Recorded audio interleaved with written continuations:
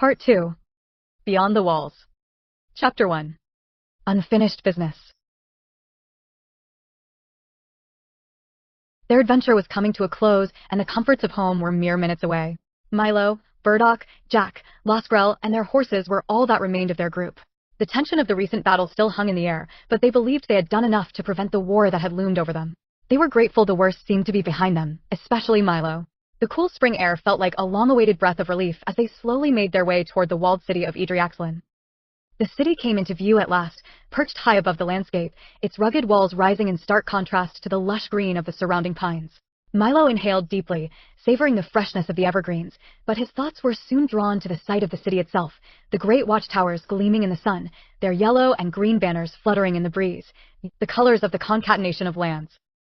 He marveled at how much the city had meant to him in the past, the triumphs, the struggles, the friendships formed and lost, but just as his thoughts began to wander into memories, he noticed that Burdock had stopped his horse, Apex, and dismounted. The wizard bent at the waist, clutching his stomach with a grimace, his face contorting in pain. "Are you all right?" Mylo called, his concern growing as Burdock seemed to battle an unseen force. "I'm not sure," Burdock replied quietly, his gaze fixed on the city, his eyes narrowing as though trying to peer beyond the walls. He closed them tightly, almost as if he were praying. After a long moment, he spoke again, his voice strained. Something is not right." By now, Losgrel had dismounted as well, his brow furrowed in confusion. He stepped forward, his eyes searching Burdock's face for any sign of what had caused the wizard's discomfort. "What are you talking about?" he said with a hint of impatience. Burdock did not immediately answer. He stood, brushing off his cloak and straightening his mushroom skin hat, though his unease remained palpable. "The city. I sense it is not safe." He shook his head, muttering under his breath as if struggling to come to terms with the feeling that gnawed at him. Mylo felt a strange, familiar sensation in the back of his mind. It was Jaq, his elephant companion, speaking to him, his voice calm but laced with worry. "I sense it too, Mylo. Danger. Perhaps we should wait." Losgrel, clearly growing impatient, folded his arms and exhaled sharply. "If that is truly the case, then what do you suggest we do?" Burdock turned to face both men, his gaze distant. I think Losgrel and I should go into the city to investigate. Mylo, you and Jaq should wait in the forest."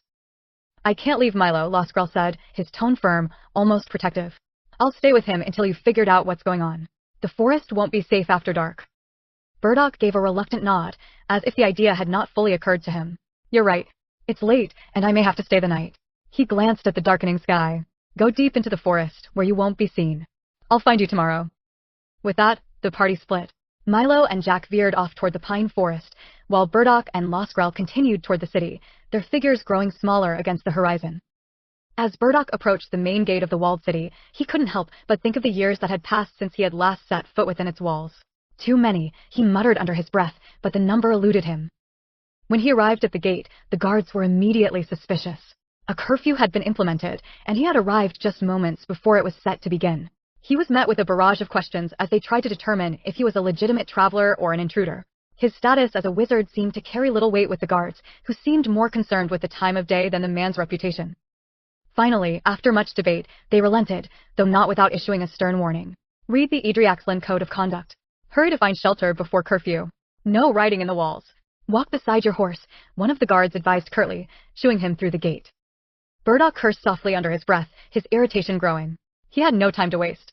The city had changed since his last visit, and not for the better. He found his way to Usheme's former residence, but the door was unanswered, and the street was eerily quiet. Damn those guards, he thought bitterly. If not for their endless questions, I would have found shelter by now. He scanned the street for any signs of life and, despite his growing frustration, managed to catch the attention of a young couple who directed him to a nearby inn. He followed them, his mind racing as the sun began to dip below the horizon. The night promised only more questions, and perhaps more danger. Meanwhile, Mylo and Losgrel had set up a small camp deep within the pine forest. They gathered evergreen branches to create a makeshift bedding, though their minds were heavy with uncertainty. The sounds of the night surrounded them, howls, growls, and the rustling of unseen creatures in the brush, but despite the forest's wildness, both men and their animals fell quickly into exhausted sleep. The next morning, Mylo awoke with a gnawing hunger. They had given most of their remaining supplies to Andanine and his men, and now only a few bags of dried berries and a small amount of water remained. As usual, Losgrel was already awake, standing some distance from the camp, his sharp eyes scanning the area for food or danger. Mylo didn't ask questions. He had long since learned not to. "How long must we wait here?" Mylo asked as Losgrel returned, squatting beside the fire and rubbing his hands for warmth. Until the wizard returns, Losgrel said with a shrug. And if he doesn't? Mylo pressed, his impatience creeping in. Losgrel looked at him, his expression hardening. He will. A pause lingered between them, and then Losgrel spoke again, more decisively. But if he doesn't return by midday, we will search for him. Now, come. We need to find food. Food. It was on Mylo's mind for sure. Without protest, he joined Losgrel in search of sustenance. It was early in the season, and most of the fruit was still in the flowering stage, but there was little choice but to gather what they could. They ventured about half a mile east, carefully avoiding the temptation to stray too far from camp in case Burdock returned. The dense coniferous forest eventually gave way to a more varied terrain, with hardwoods, shrubs, and underbrush that hinted at the approach of spring. The two men managed to dig up some roots, pick a few edible leaves and flowers, and find a stream where they gathered water. They kept their eyes peeled, their bows ready, in case small game appeared, but it was a fruitless search. By the time they returned to camp, the sun had climbed higher, and they were disappointed by their lack of success. With only their meager haul of roots and greens, they boiled water to make a sparse stew. It wasn't much, but it was sustenance. They sat in silence, the crackling fire punctuating their quiet thoughts as they waited for Burdock's return. Burdock, too, had awoken early. He led Apex back to Usheme's residence, hoping for better luck. He knocked on the door, then leaned in to shout through the keyhole. Usheme, Usheme, but there was no response. A passerby, a middle-aged man in tattered clothes, noticed the commotion and approached. Usheme's been gone for at least 2 weeks, he said with a shrug, looking disinterested. Gone. Burdock's brow furrowed. Do you know where he went? The man shook his head. Don't know. No one knows. Frustration and bewilderment settled like a weight in Burdock's chest. He turned and hurried toward the royal quarter, intent on speaking to the steward king. But when he arrived, he was met with cold refusal. The guards told him, without hesitation, that the steward would not be giving counsel to anyone at this time. Frustrated, Burdock sought out any avenue for information, but the city seemed to be shrouded in silence. His frustration deepened as he realized that this was no longer the friendly, welcoming place he once knew. What in the name of the gods is going on here? He thought to himself. The walled city had become a different place, a place that was not only unwelcoming but suspicious. He thought briefly of Napari, the seer, but dismissed the idea. No, she's most likely back in old Sedernavia, far to the east. Idriaxlin has nothing to offer her now. As midday approached, Burdock found himself lost in thought. He knew he couldn't stay here long. Mylo cannot stay here anymore, he realized. There was no avoiding it. The road ahead would be long and perhaps dangerous, but Mylo could not remain in Idriaxlin or anywhere near central Midlandia. Perhaps there's more for him to do in this land, Burdock mused, but the time is not right. The timing has changed. With a heavy sigh, Burdock turned toward the marketplace. He bought food and water, provisions he hoped would sustain Mylo on his journey. There was nothing more he could do in the city. It was time to return to the others and set the plan in motion. As he passed through the gate, Burdock's gaze fell upon something that shook him. It was a drawing posted at the guardhouse, an artist's sketch of Mylo, accompanied by the words, "Be watchful for this man, Mylo T. Cobb, also known as Mylo Leadbeater, wanted for fraternizing with unlawful visitors." Burdock's heart skipped a beat. Blast it all! He cursed inwardly. The ungrateful lot of them. He could feel the weight of betrayal in the air. They don't even realize what Mylo has done for them, for all of Cameria. If only he could find Usheme. If only Usheme were here, he would know how to fix this. But wherever he was, Burdock was sure he knew about the wanted poster. Something was terribly wrong. With quick and purposeful strides, he exited the walled city, passing through the front gate from which he came and headed back down the incline in the direction he knew his friends to be. Meanwhile, Mylo and Losgrel had finished their meager meal and were gathering grass and forbs to feed the animals. Just as they returned to the camp, a rustling noise from the roadside caught their attention. "It's Burdock. He's finally returned," Losgrel exclaimed, his voice filled with relief.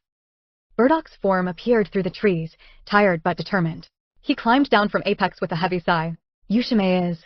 well, I couldn't find him," Burdock said, his voice grave. He glanced at Mylo, then hesitated. "And Mylo, there's something else." Mylo's heart tightened. "What do you mean?" Burdock paused, then continued, choosing his words carefully. "You're wanted for questioning. The city will likely detain you if they find you." Mylo's stomach sank, and his mind raced. Not here too, he thought, the weight of it settling like a stone in his chest. "Why?" he demanded. Burdock exhaled slowly, shaking his head. "Fraternizing with unlawful visitors," he said, his disbelief evident. Mylo stared in stunned silence, struggling to process the news. Losgrel, his arms folded, raised an eyebrow in surprise and waited for more details. Burdock, lifting his hat, ran a hand through his hair, his frustration growing. I'm surprised they haven't spotted you yet. We've been fortunate in that regard. Idriaxlin isn't safe for you, and I suspect the rest of Central Midlandia is the same. Then what am I supposed to do? Mylo asked, the fear beginning to edge into his voice. Where am I supposed to go? Burdock offered a faint, knowing smile, his gaze turning inward as he thought of a solution. He glanced at Mylo, then spoke in a calm, measured tone. How do you feel about returning home? Mylo blinked, caught off guard. Itlandia, he asked, his voice filled with surprise and uncertainty. The idea of going home stirred something deep inside, but there was regret in his voice as he shook his head. I want to go back, but I can't. Not yet. Burdock's eyes softened. He didn't press further but understood. It had something to do with Mylo's past, his use of an alias perhaps. Burdock didn't need to know more. He could read the hesitation in Mylo's eyes. I see, Burdock said thoughtfully. I think I know just the place where you can go for now. It's safer, at least for the time being. Mylo raised an eyebrow. Where? River's Edge, Burdock replied. It's a neutral city, far enough from the tensions here. It should be safe. For now. Mylo nodded, his mind processing the plan. Burdock continued. From there, you'll take the road through Old Sedernavia, then head south through Ashdown. I'll mark the map for you. Losgrel, though he remained stone-faced, considered what he would do now that Mylo might no longer be under his protection. He was happy doing missions for Usheme in the city and for others, but his mission and oath to protect Mylo filled him with a deep purpose and pride that he hadn't experienced in a very long time. He wondered how he could go back to those simple missions and find the same sense of fulfillment that he had over the last few months. Anyway, he doubted if he could ever work for Usheme again. He suspected in his heart that Usheme may be dead. He had also grown to like Mylo and cared for him as a friend and knew he would miss him. But Losgrel was a knight, and it wasn't in his nature or his training to show any such emotion. After Burdock briefed Mylo on the route he would take, he loaded up Jaq with all the provisions he gathered for the journey. After you pass through Old Sedernavia on the Highland Road, you will cross a bridge before passing into Ashdown. Use extreme caution here. The COL forces patrol the border relentlessly. I wish there were another route, but you would have to go much further south, perhaps risking even further danger of different kinds. This doesn't mean they will be looking for you there, but it does mean you need to be extra vigilant. I understand, said Mylo. Are you sure I shouldn't see him back, at least until he is beyond the danger? Asked Losgrel. Mylo can handle himself from here, said Burdock confidently. Besides, I could really use you here to help me figure things out and to help me find Usheme.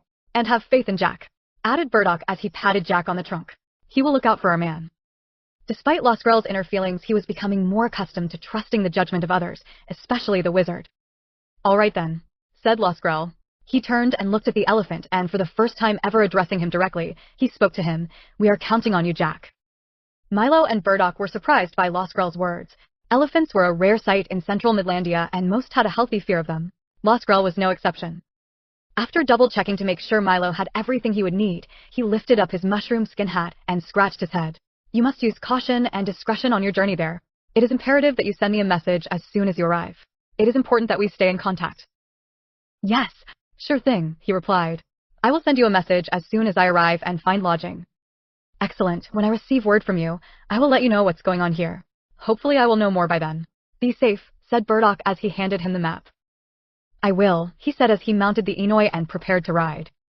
Keep heading east through the forest, then head south when it opens up into a field.